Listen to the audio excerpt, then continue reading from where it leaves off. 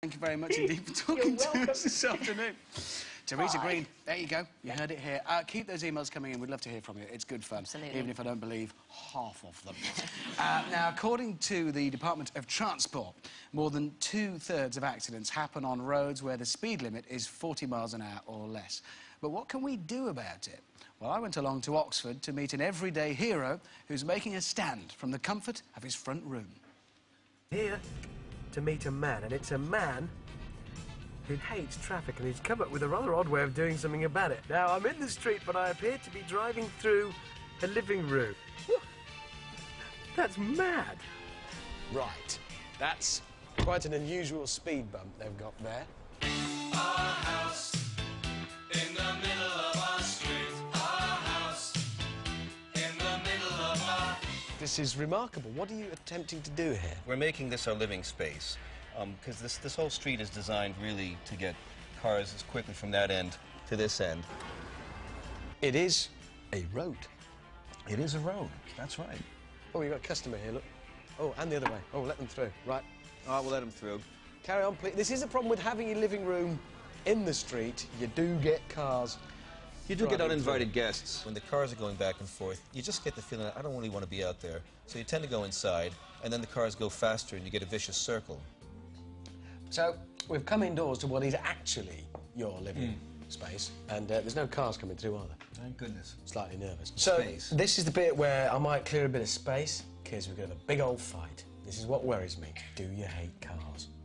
No, that's the thing is I love cars. I've got this beautiful old American car I've had for half my life. I'm married to the thing. I don't hate cars. What I hate is the way people, when they're in cars, they become a bit peculiar. They become a bit crazy. So what are you trying to do? I'm trying to use an imaginative way of making that street safer, building the community, and reminding motorists what a street is really for. Our house in the middle of our street.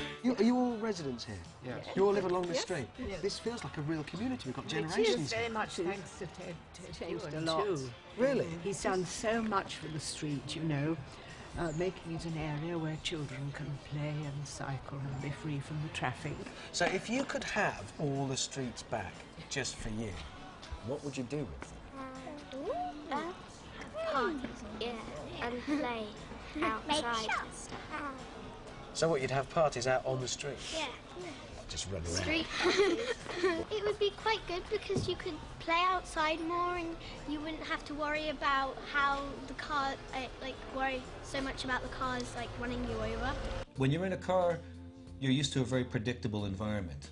And when you do things like put a living room in the street, you're suddenly making things unpredictable, suddenly engaging. Do you see the way we were smiling with a lot of the people? I couldn't believe it, yeah. There's a lot of smiling and a lot of waving. Hardly anybody crossed. Most people seem to genuinely enjoy it. Well, we've probably made their day. This is traffic calming by way of enchantment. So, in other words, if you make a street that looks like nothing's going to happen, you can drive down it at whatever speed you like, people will.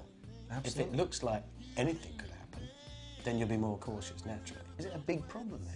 Well, it is. We've already had one kid was hit running out from behind a parked car. We apparently don't have enough casualties on the street to merit traffic calming or redesign of the street. You have to have a kid killed in Britain, or else you don't get your street fixed up. So what do you think of this living area, this living room outside? I think it's great.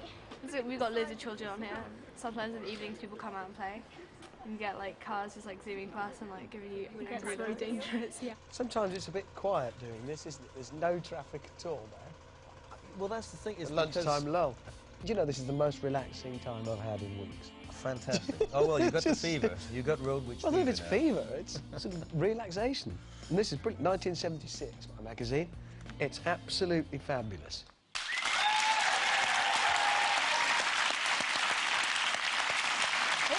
It's a fascinating concept. Yeah. It really is. And the good news is Ted Duren is with us in the studio now. Ted's over here. Lovely. Hi, Ted. Thank you very much. Nice to see you again. Nice to see you too. So, what's happened since we met then in your living room in the street? Well, you know, the good thing is we've built up such a good amount of social capital on that street that we actually needed to use it. Social capital? Social capital, yes. That's a new term. There was so much solidarity from doing all these different Roadwitch installations over the years that when the County Council Highways Department proposed a change in things that would have tripled the traffic on our street, Everyone was on hand to write, send in photos of